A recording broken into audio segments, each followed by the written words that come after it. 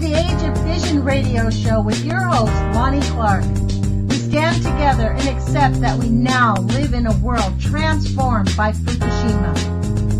Monday, Wednesday, and Friday from 8 a.m. to 9 a.m. Pacific Standard Time here on UCY.TV radio. We relentlessly engage every ear that listens. We expose and confront the complete lack of accountability for the nuclear industry. Consider social engineering programs who view our bodies, minds, and souls as assets on a balance sheet. We discuss vital current issues, interview activists, and engage our audience in an effort to allow all voices to be heard. The Age of Fission radio show creates a venue that all will choose. We encourage our listeners to reclaim their power and their courage to take action and save our planet from the ravages of greed and indifference. Our actions matter. Every voice matters. We remind our listeners that happiness is resistance.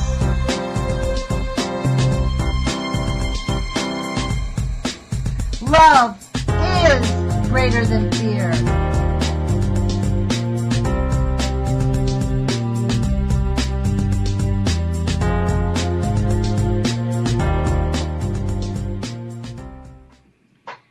Good morning, UCY.TV radio listeners. This is Lonnie Clark with the Age of Fission. Today is October 26th, 2015.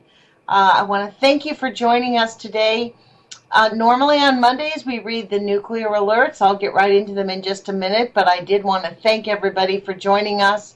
And remember to make a contribution to UCY.TV radio if you can. It certainly helps keep this venue on the air. I know I really appreciate it, and we really do have a pretty remarkable network here. We have some really great shows regarding at least the nuclear industry. It's the one place that I know I can think offhand there are at least 3 other people on this radio station who talk about the nuclear issues, and frankly, it ought to be on everybody's lips. This past weekend, we had a spontaneous fires, I guess, right outside of Vegas, and try to find the radiation levels. I was on the radio on the website this morning trying to find the radiation spikes, and it certainly did. I went to the EPA website to try to find the measurement dates, and we just can't trust these people. This is the issue, is the government works really hard at not telling anybody anything. That's their whole goal in life, is we're on a need-to-know basis, and we don't need to know. So on Wednesday, we are going to be interviewing Donna Gilmore with Santa Onofre Safety.org. She's got a fabulous website, which I would seriously recommend to everybody using. She has spent quite a bit of time, it's obvious, making it an outstanding website. So we'll be speaking with her. She was very instrumental, and she understands how to use the system against itself, which is really awesome.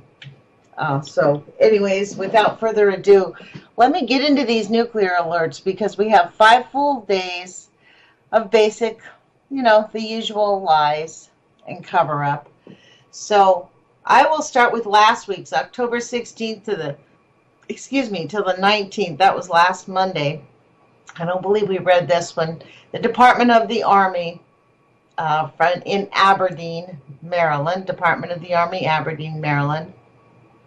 Event number 51461. The event date was 10/8, and the notification date was 10/9, so perhaps this is a repeat, but let's see what it says. Lost or stolen LNM greater than 1,000 times. Source lost during shipping. A 1.2 millicuries of californium-252 sealed source was shipped from Aberdeen Proving Ground, Maryland to Fort Irwin, California via common carrier. The source did not arrive as expected, and the common carrier has initiated a trace. One would think that if you're going to be sending really dangerous materials through a common carrier, you would let them know that it's really dangerous. How do you just lose some material? This always blows me away. Okay, so we're moving on. Event number 51463, Texas Department of State Health Services, Tulone Wong Engineers Incorporated. It's a non-emergency. Also happened 10/9. On October 9th, the agency, Texas Department of State Health Services Radiation Branch, was notified by the licensee that during an agency inspection of their Corpus Christi site, it was discovered that the shutter of a Troxler Model 3430 moisture density gauge was stuck open. That's interesting. The gauge was in its transportation case, and 8 millicuries of cesium-137 source was fully retracted into the gauge. The licensee stated they inspected the shutter and found debris around it. The licensee cleaned the area of the shutter, and the shutter closed properly. That helps, keeping your equipment clean. The licensee stated that the gauge had been used the day before by a technician working in a field near ponds. The licensee does not believe any significant exposure was received by the operator or by any member of the general public. The gauge has been removed from service until further inspections can be completed.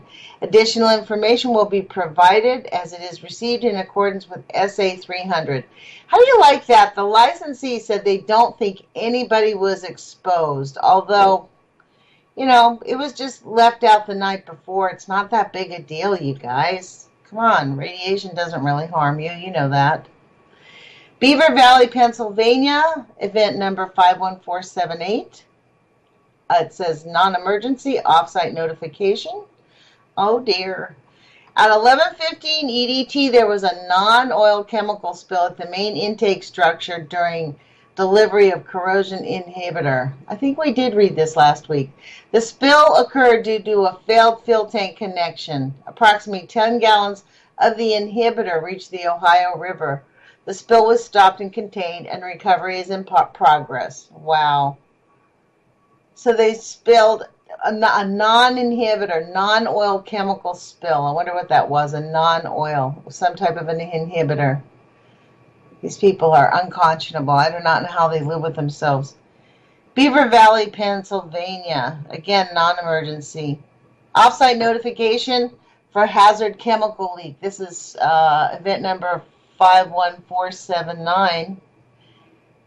And again, at EDT, at 12:30 EDT, it was discovered that sodium hypochlorite has leaked into the ground soil at the bottom of the leak sensing pit, which is located near the BVPS-1 cooling tower pump at the Beaver Valley Power Station Unit Number 1. The source of sodium hydrochloride is suspected to be from a piping leak and has been terminated.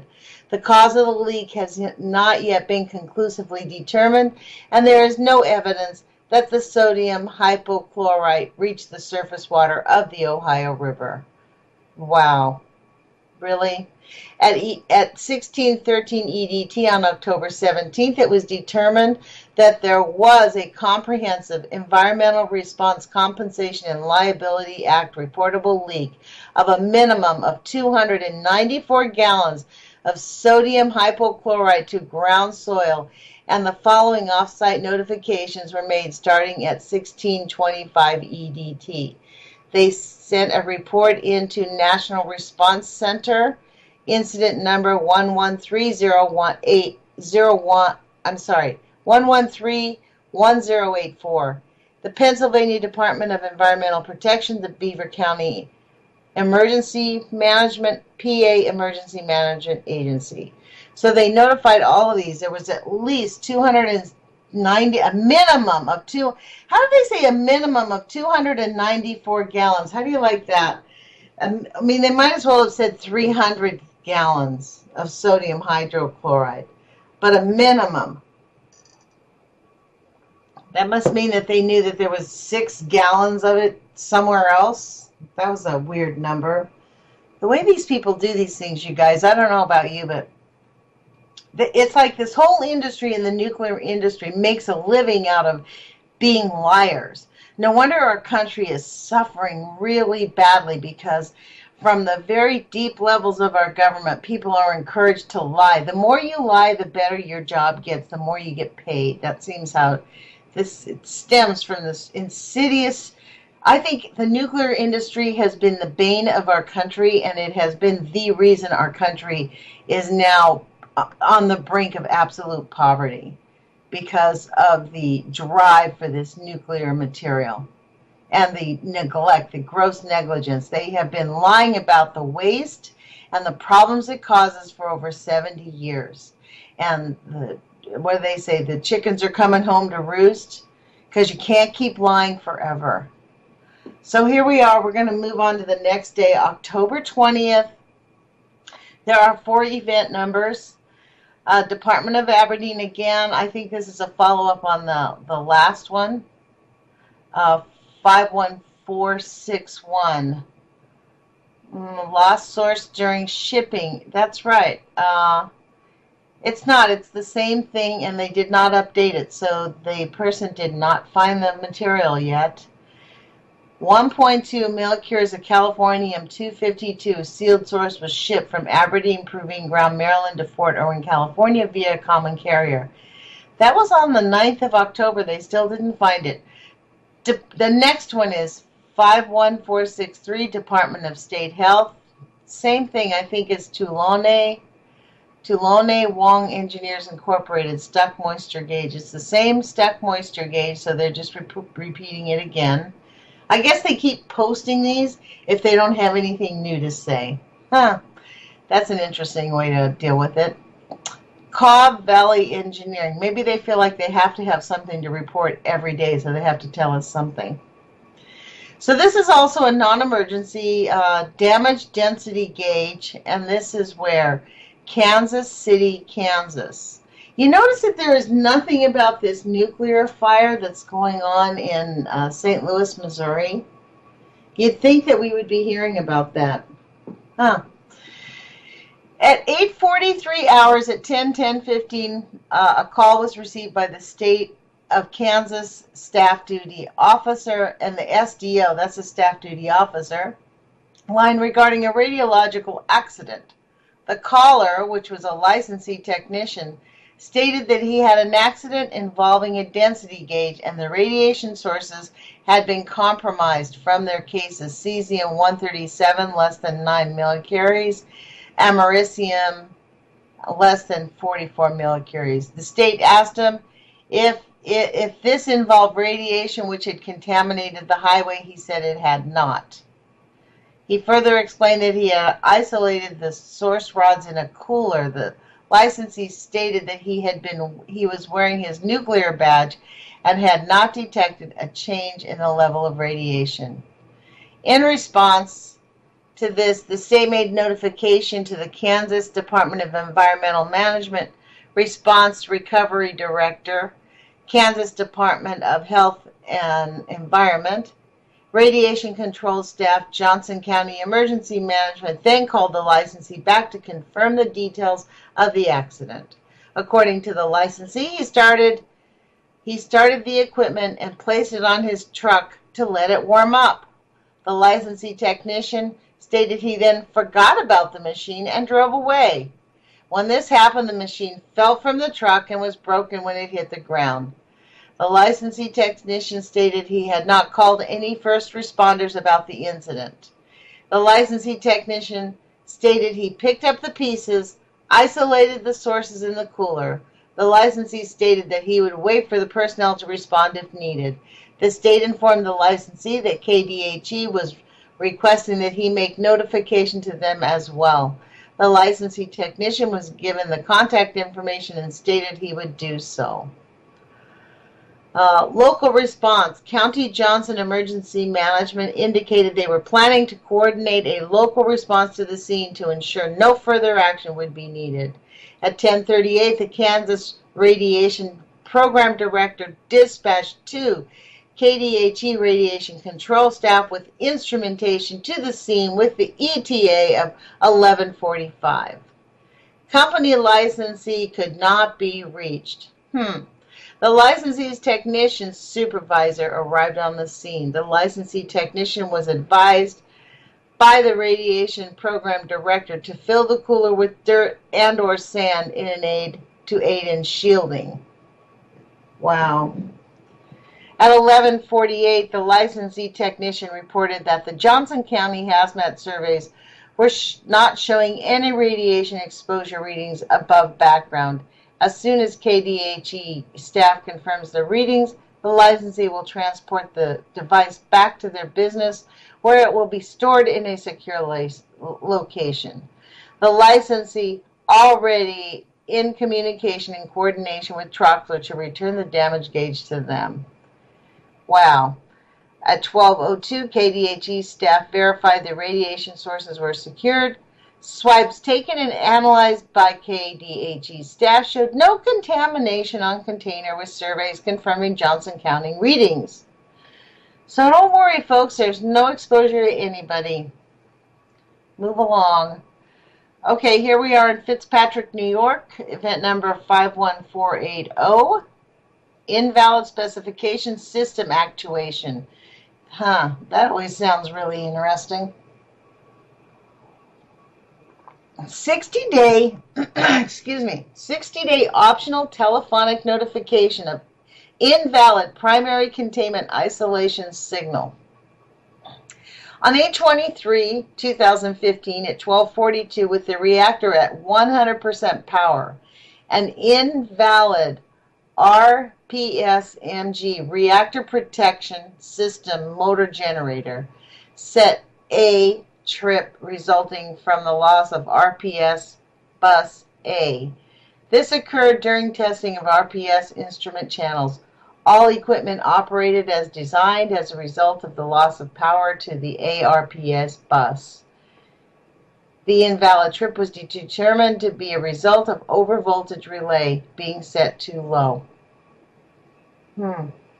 The above event meets the criteria reporting blah blah blah since the loss of RPS bus resulted in primary containment isolation signals affecting containment valves in more than one system. You know, this is really scary. They have no idea how to run these places. The more I read these nuclear alerts, the more it just really rings it home how grotesquely incompetent the nuclear... I mean, they are just... I'm still dumbfounded. I've never seen a place where you could, be completely incompetent and still collect your freaking paycheck. It's outrageous.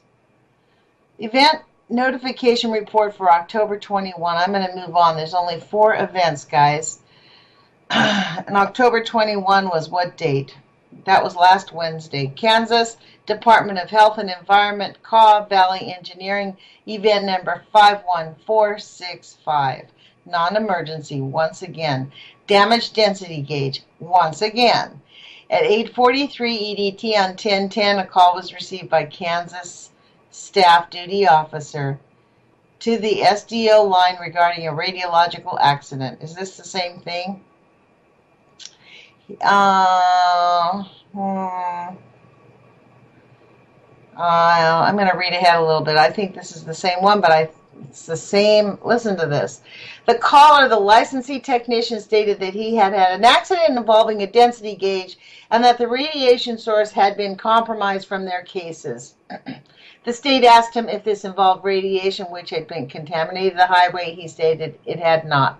It is the very same one. So I think what these people are doing is they just fill these pages up. I think they need... I mean, don't you think that's interesting? They keep repeating it over and over again. You'd think they would want to have one day where there was no nuclear events. They'd be like, woohoo, no nuclear events. Wouldn't that be really awesome? Instead of just keep repeating them. Here we go at Fauquier Hospital in Virginia, Radiation Materials Program, event number 51466. Non-emergency, again, another medical underdose. Prostate brachytherapy implant using iodine 125 performed at Fauquier Hospital on 6/25. resulted in a dose distribution of having a D90% of 97 GY as measured on post-implant CT done in 8/12. So this was done in 8/12, and they're reporting it on 10/13. Event date was 6/25. Last update 10/13. Wow, what does this say about the 10/13? A final determination was not made until 10/8/2015.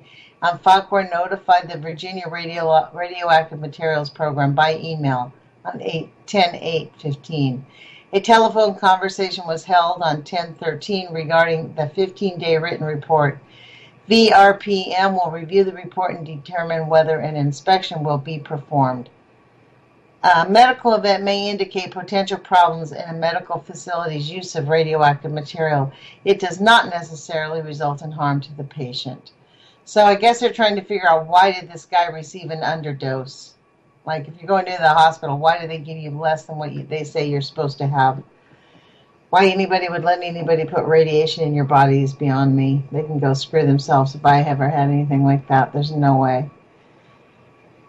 The next event is 51468. Event date is 10/13/2015. Texas Department of State Health, BASF Corporation. Non-emergency. Once again, stuck open shutter on vessel level gauge. The following report was received from the Texas Department of State Health Services via email on October 13th. The licensee, BASF Corporation, reported to the agency, the Texas Department of State Health Services, that during a routine gauge inspection and shutter checks, its staff found the shutter on one of its Ronan SA1 gauges containing 10 millicuries of cesium-137 source was stuck in the open position. The gauge normally operates with the gauge in the open position, and due to its location on the side of the vessel, there is no risk of exposure. The licensee has contacted the manufacturer to schedule repairs. An investigation into the event is ongoing. Further notification will be provided as it is obtained in accordance with SA 300. The source of the material was the Ronan model SA1. No unique serial number for the source holder. So we have at a nuclear power plant in Iowa, Duane Arnold in Iowa, a power reactor event number 51484. Valve specification system actuation, non-emergency. This report is being made under blah, blah, blah, a whole bunch of numbers. Any event or condition that results in the valid actuation of a system listed in paragraph B3, 4B of this section due to the automatic start of A and B standby diesel generators. The automatic start of the standby diesel generators occurred on a valid bus under voltage condition caused by severe weather, lightning strikes in the Duane Arnold Energy Center area. The standby diesel generator output breakers did not close on their respective essential buses. Essential electrical buses remained powered off from site circuits through their normal power supply transformer, 1x3 startup transformer during the event. So is this saying that a lightning strike started the automatic stand-up of the standby diesel generators? The automatic start of the standby diesel generators occurred on a valid bus under voltage condition caused by severe weather. So I think that it seems like maybe the severe weather caused them to start up because they lost power? Or did it actually hit these generators? The standby diesel generators have returned to the standby readiness condition. Both credited off-power circuits were available before the event and remain available after the event. Oh, that makes us feel so much better. Wow, thanks. Event number 51485 in Summer, South Carolina. Summer Power Reactor, that's the name of it. Fitness for duty. Somebody got drunk on the job. A non-licensed employee supervisor has been confirmed positive for alcohol during a random fitness for duty test. The employee's access to the plant has been terminated. The licensee notified the NRC resident inspector. Oh dear. That's the one thing you can't get fired for, folks, if you work at the NRC. Don't go to work drunk. If they find you, you're going to get fired. Although it's probably pretty easy to hide out since nobody seems to pay attention to each other at all. So, Fort Calhoun Power Reactor event number 51487. This occurred on 10/21. Unanalyzed condition, non-emergency. Oh, dear. The isolation function when transferring control from the main control room to the alternate shutdown panel for pressurizer heat bank number 4 has been identified as a potential circuit failure.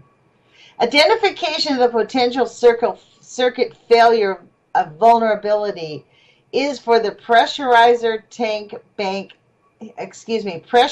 heater bank number 4 when isolated from alternate shutdown panel and operated locally from motor control center for alternate shutdown fire area 41 and 42. The vulnerability involves an external hot short affecting the conductor connecting to the control room switch, which may keep the 9410 relay energized and defeat MCC control of the heaters. And a postulated event, a fire in the control room, could prevent the heaters from energizing when demanded or cause the heaters to unintentionally energize. Wow. The condition is being reported in accordance with 10 CFR 5072B32B as an unanalyzed condition. Wow. Per National Fire Protection Association 805, Firewatch is an adequate compensatory measure. Therefore, this vulnerability has been added to the existing NFPA 805 Fire Protection Compensatory Measure for Fire Area 41. For Fire Area 42, the main control room is continuously staffed, which has been credited as the compensatory measure. Wow. So they have something that could potentially lead to a fire there that they can't figure out why that happened. I'm telling you, the gross competence of these people, it's unbelievable. Okay, we'll move on to the next report, October 23rd. And I want to thank everybody for listening again. You are listening to UCY.TV radio. My name is Lonnie Clark. This is the Age of Fission radio show. Today is October 26th, and I'm finishing up reading the nuclear alerts. On Mondays, I go to the NRC website, and I like to read the nuclear alerts so we know at least what's being reported within our own government. So we have event notification report for October 23rd, 2015. And we only have one or two of these left, right? So says this event has been retracted. This event has been retracted. This is at Susquehanna Power Reactor in Pennsylvania, event number 51355. Oh, event date was 10/27. So they must have, what's it say? Potential uncontrolled radiation release. Oh, let's see what the 10/22, the retraction. I think we've read this before. Okay. Nuclear Regulation 1022, Revision 3, Section 3.2.7, event or condition that could have prevented fulfillment of a safety function, states in part that events covered in paragraph B3V of this section may include one or more procedural errors, equipment failures, and or discovery of design analysis, fabrication, construction, and or procedural inadequacies. Oh my God, they actually have that. The level of judgment for reporting an event or condition under this criteria is a reasonable expectation of preventing fulfillment of a safety function. So what they've done is they're just quoting the procedure. Wow. A SSC, system structure and or component, that has been declared inoperable is one in which the SSC capability has been downgraded to the point where it cannot perform with reasonable expectations or reliability. The SSC is within the scope of this criterion. A report is required when A, there is a determination that the SSC is inoperable in a required mode or a specified condition in the technical specification applicability. The inoperability is due to one or more personnel errors, including procedure violations, equipment failures, inadequate maintenance, and or design analysis, fabrication, unit qualification, equipment qualification, construction, or procedural deficiencies, or no redundant equipment in the same system was operable. Okay, so here it says, subsequent to the reporting of this condition, Susquehanna Nuclear LLC performed an investigation of the event. Results are below. When the airlock doors were opened at the same time, they were being operated as designed. Each individual had a green light which allowed them to open each door. Based on the investigation, the doors were open at the same time for approximately 1 second. 1 second. They were opened up at the same time for 1 second. In summary, the inoperability of the secondary containment was not due to personnel error or a procedure violation. At the time of the event, both airlock doors were operable. No equipment failures, inadequate maintenance, or design analysis, fabrication, equipment qualification, construction, or procedural deficiencies were identified. So don't worry, folks, it was just a 1 second exposure. In summary, based on the above, the identified condition is not a reportable in accordance with 10 CFR 5072B3V for an event or condition that at the same time of discovery could have prevented the fulfillment of a safety function. As such, this 8-hour event notification is being retracted because, don't worry, there was only a 1 second. Both doors were only open for 1 second. So actually, do you guys believe that? If you do, give me a call. I have some land in the Florida Everglades to sell you, because that sounds like a pile of shit to me. Here's another retracted event. This one happened on 10/5. Beaver Valley. Remember, we just read it. Power reactor. The reactor head penetrations could not be dispositioned as acceptable. What does this say? The retraction. This is what the retraction says. Beaver Valley Power Station Unit Number 2, First Energy Nuclear Operating Company, FENOC. First Energy Nuclear Operating Company is retracting the 8-hour non-emergency notification made on 10/5/2015. This retraction is based on additional examinations and subsequent engineering assessments completed that concluded the penetrations meet the requirements of the ASME code case N729-1 as amended by 10 CFR 50.55AG62D, and no repairs are required. The two reactor head penetration indications are therefore not reportable. Gee, that's good to know. They don't have to tell us. We're on a need-to-know basis, folks, and we don't need to know. That's really the bottom line of what it's about. So, event date 10/13, moving on to event number 51468. Texas Department of State Health Services, BASF Corporation. Let's see, is that the same one? Stuck shutter gauge. It's the same thing on October 13th. Reported as stuck due to the location, blah, blah, blah. The licensee has contacted the manufacturer to schedule repairs. So, moving on to the next one. On 10/15, this happened on 10/15, event number 51469, and I think we read this one. St. Francis Health System, Oklahoma, DEQ RAD Management, non-emergency. This is an update provided on 10/16, and I don't think we read this. The contamination of the package has been identified as TC99, not uridium-99, not uridium-90. So that's what happened. Okay. So what happened was on the 15th, I think I remember reading this, the dose rate was surveyed as reported as 70 milligrams per hour. The count swipe was 400,000 CPM. The package containing an unknown amount of Sirtex uridium-90 spheres. The microsphere containment is reported to be intact, and it appears that the contamination was spilled on the package after it was closed. So here we go. The contamination of the package has been identified as TC99M, not uridium-90. I don't know what TC99M is. The contamination was limited to a common carrier shipping label applied to the package by the common carrier facility in Boston, Mass.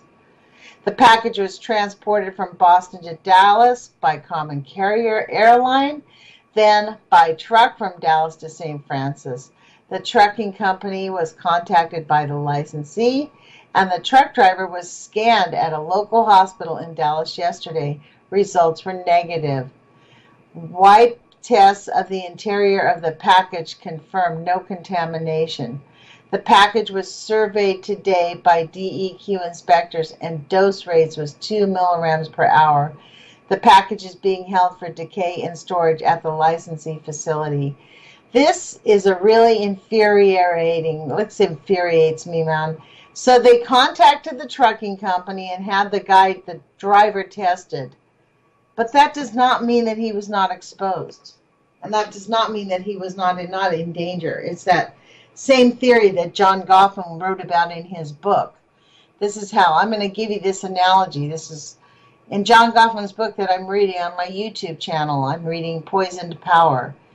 He made this comment, and it's actually such a great analogy. This is how the NRC views all this contamination by radiation.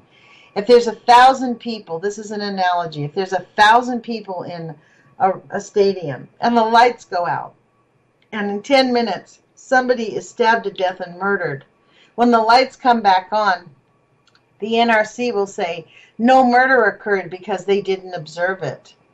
So this is exactly what they're saying to this guy. Well, we didn't see you contaminated, and by the time we talked to you, the contamination levels were super low. So you're fine. Just keep moving on, brother. And in 10 years, when you have cancer, you don't be talking to us. That's essentially what they're saying. So here we are at event number 51470 on October 15th. Maybe we read these already. Why are they giving them to us? What date was this one? This was October 23rd. That was really shocking. That was Friday. Here they are again. 2 reactor vessels' head penetrations could not be dispositioned as possible. This is a downgraded condition, non-emergency, Beaver Valley reactor. And this event was retracted, so don't worry, it's fine. What they say, this retraction is based on additional examinations and subsequent engineering assessments completed that concluded the penetrations meet the requirement of the ASME code case N 729-1 as amended, blah, blah, blah, and no repairs were required. Okay, here we have one, Texas State of Health and Services, BASF Corporation, event number 51468. Event date is 10/13. Another stuck shutter gauge on the level. This is another one of those things where they're having exposure to cesium-137. The gauge was reported. These people are outrageous. I think this next one, St. Francis Health System, we read this one again. This was event date 10/15. Notification date, here we have another update on 10/16. The contamination of the package has been identified. It's that same one, being identified as TC99, not uridium-90. So it doesn't look like any of this is new news. It all looks like it's been from the week before. So that's an interesting thing that I find in this pattern of the NRC event reports, because they just keep repeating the same thing over and over again. So let's come to today's news, or Friday, I guess it was Friday, 10/23. And we have 4 events listed.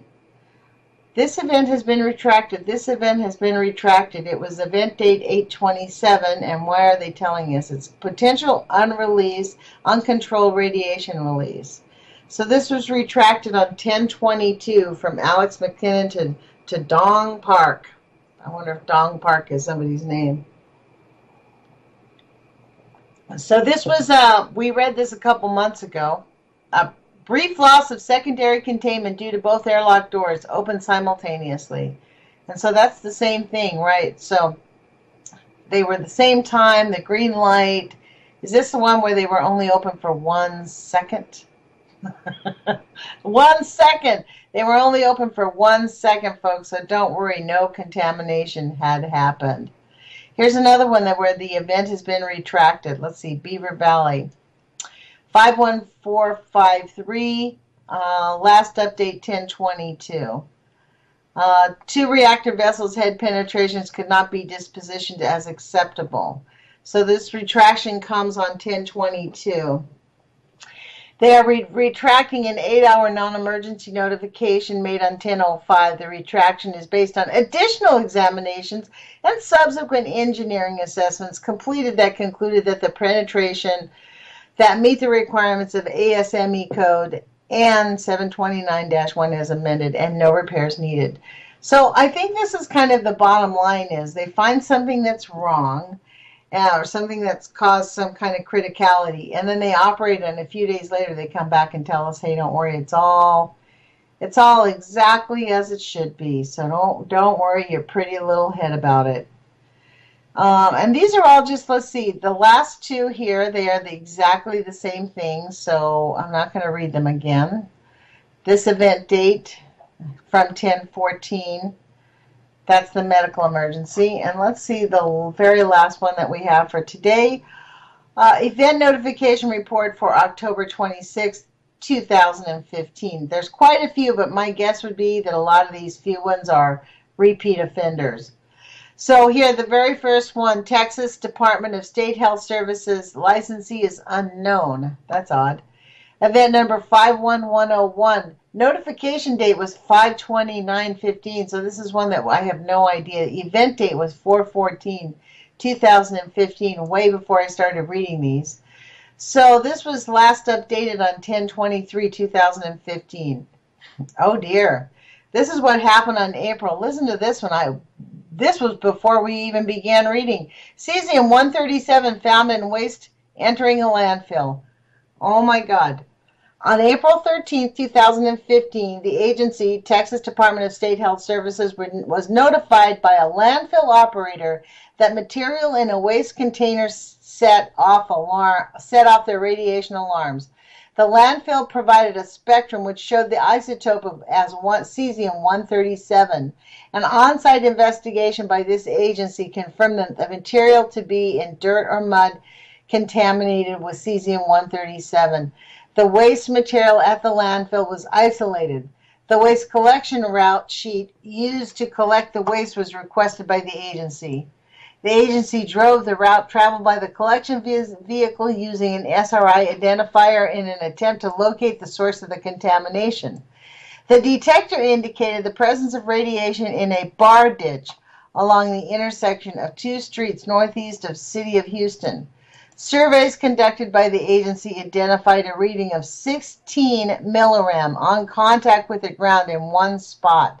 Additional surveys indicated additional activity as far as 70 feet from the spot previously mentioned. The agency received cost estimates from contractors to collect the material from both areas for proper disposal. The city of Houston has been contacted about the contamination and steps that had been taken by the agency. The city of Houston decided since the area of contamination was in their jurisdiction, they would be responsible for the remediation of the area. The agency returned to the area on the evening of May 26, 2015 to inspect the area. The agency discovered the road the bar ditch was running along had been closed by the city at both ends. There were no homes or businesses that require access to this section of the road.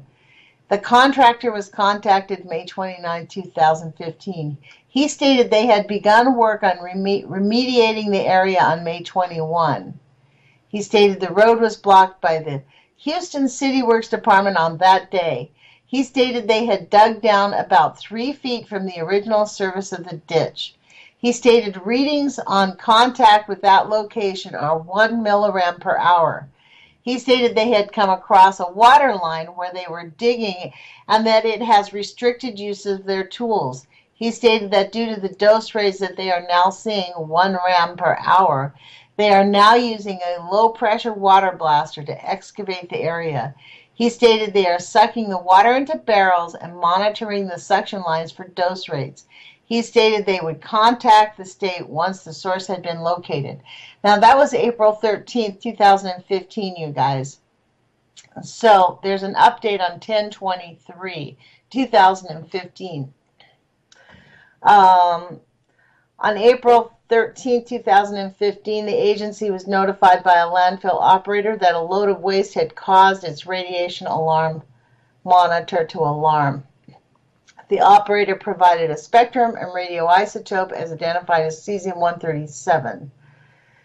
I'm going to skip down a little bit. The initial surface readings obtained from the ditch ranged from 430 microrems per hour to 16 microrems per hour.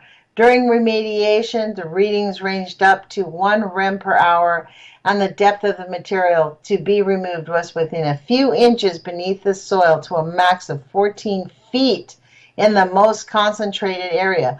A max depth of 14 feet? Site remediation was completed by the end of July. The property was released for unrestricted use on September 1 after final soil samples were analyzed. The highest concentration of contamination point of origin was identified at a depth of approximately 14 feet below the ground surface. Ownership of the source of the radioactive material could not be determined. No violations were cited. File closed. What the fuck? File closed? That's it? No violations?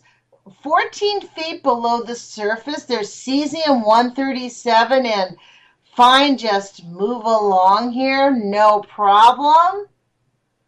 That is outrageous. Houston, Texas. If I lived in Texas, I certainly would be calling my city council today. That's just outrageous. 14 feet below was the most, in the most concentrated area.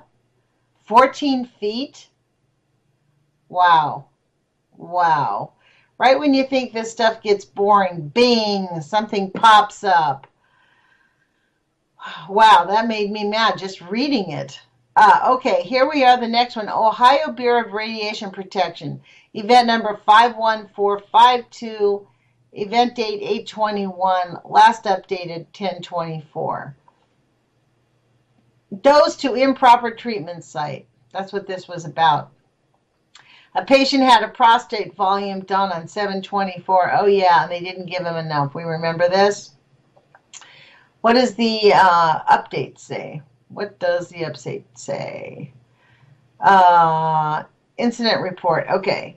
Ohio Department of Health intends to send an investigator to the licensee to follow up. This NMED record will be updated as more information becomes available. So they basically don't know anything. And it was, let's see, what does this say? Maybe I skipped over too much.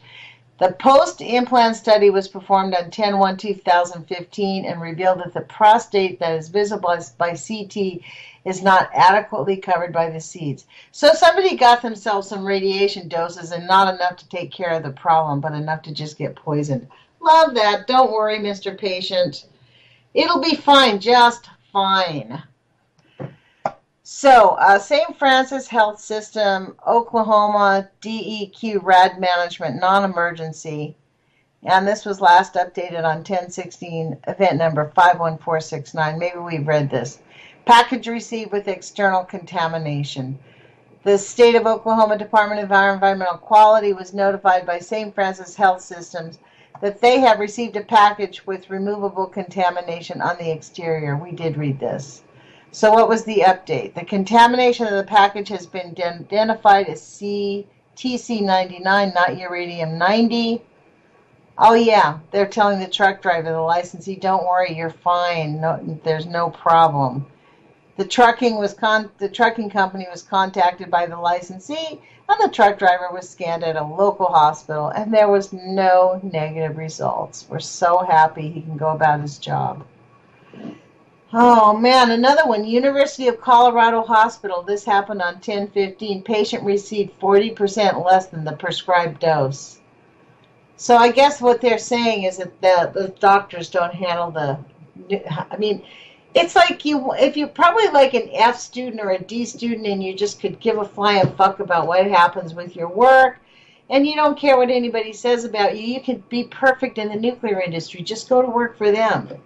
As long as you say what your boss says and willing to write anything down on a report and completely disregard human life, you'll do great working in the nuclear industry. This is so outrageous. Honestly, I don't know how anybody can, just read this stuff. Illinois Emergency Management Agency, Wayne County Well Surveys. This is a state agreement, non-emergency. Last updated on 10/16. This is when the event happened. Maybe we've read this. What does this say? The radiation safety officer in Wayne County Well Surveys contacted the agency on Friday morning, October 16th, to report a loss of 3 CI americium-241 BE source. A description of the container which holds the source was provided, as well as anticipated radiation levels, markings, and the route along which was followed when the containment was most likely lost. The licensee has conducted visual surveys along this route with no success. They've gone looking, they can't find it. Visual surveys. The agency dispatched teams with appropriate radiation detection instrumentation to traverse the route. The search is currently underway. Law enforcement and emergency managers have been advised of the matter. Wow. The RSO last verified possession of the source on June 2 during a leak test. The search is being concentrated on several rural roads between Fairfield and Decatur, Illinois. The loss is believed to have happened sometime in the middle of September. The source information is a QSA Global model number AMNK 8208, serial number 82989B. So if you guys are living in Illinois and you come across some strange looking material or some weird looking thing along the roads of, where did they say? Several rural roads between Fairfield and Decatur, Illinois. They think it's buried somewhere along the roadside there, so you might have something that would be highly contaminated. I don't know how these people live with themselves working with these agencies. It's unbelievable. Grotesque incompetence. Louisiana Radiation Protection Division, Source Protection Production and Equipment Company, Inc., event number 51476. Now, this was last updated on 10/16, so perhaps we read this one last week. Radiation workers contaminated while working in a hot cell. The following information was received from the State of Louisiana email. On October 2, 2015, around 1500 CDT, Source Production and Equipment Company was manufacturing a 30-curie sealed CO60 source, cobalt-60 source within hot cell number 2. During the welding process of double encapsulating the sealed source, the welder malfunctioned. 2 radiation workers within hot cell number 2 behind the room divider attempted to grind off the ruined outer encapsulation. The result was 2 workers inhaled cobalt-60 material. These motherfuckers. Nasal swipes indicated 11,743 count per minute on the highest swipe. It was initially calculated internal exposure of around 200 millirems. The event was basically contained in hot cell number 2, except for some footprints outside the cell, which were remediated. The hot cell is currently restricted because of contamination. Haha. The workers have had 2 whole body scans on 10/7 and 10/12 and a third planned for 10/19. Currently, internal exposure from inhalation has been calculated to be 373 millirems from 2.3 microcuries of cobalt-60. The other workers' calculated exposure was 80 millirems from 0.42 microcuries of cobalt-60. SPEC has enacted a policy in regards to this event that no longer allow reworking a ruined source during manufacturing by grinding on it. They will just retire or dispose of that source and get a new source to work with. So you notice they don't tell us anything about the human beings who did this. Wow. The licensee is also collecting bioassay samples from both workers for analysis. Right. I wonder how long those people are going to be alive. That is, cobalt-60 can be very, very detrimental. I was actually just reading about it before we went on the air this morning. Oh my gosh, I better hurry up. We've got 8:56. I've got 3 more events to read. 51477, U.S. EPA, stolen or lost LMN 10 greater than 10 times. This happened 10/16, last update. The event happened, what? The event happened 12/31/1983. Last updated 10/16. This event happened 1983. That's when my daughter was born. Okay, so this must be pretty serious if they're tracking it all this whole long time. 2 TSI model 3054 aerosol neutralizers containing 10 millicuries of KR85, each as of 1977 delivered to Andrew W. Breidenbach Environmental Research Center facility in Cincinnati, Ohio, cannot be accounted for in available U.S. EPA Cincinnati inventory records. The devices were delivered to their facility on 4/21/1977.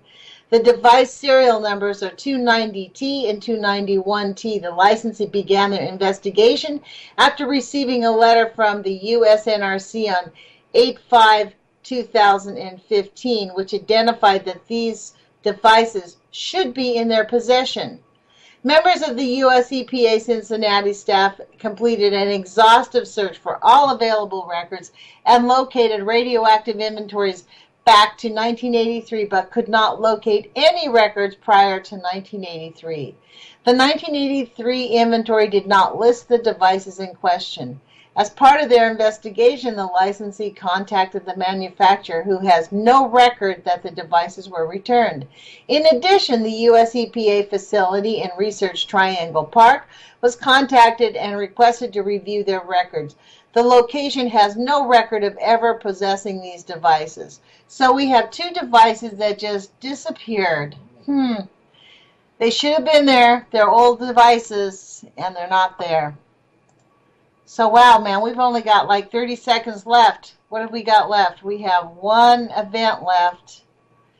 51492, defects and noncompliance. Westinghouse KIR. Okay, guys, look, I'm sorry I read pretty slow. There are 2 of them left over. A bit of a shock this morning, some of these things. I know it gets boring. Put your courage feet on. Thanks for joining us.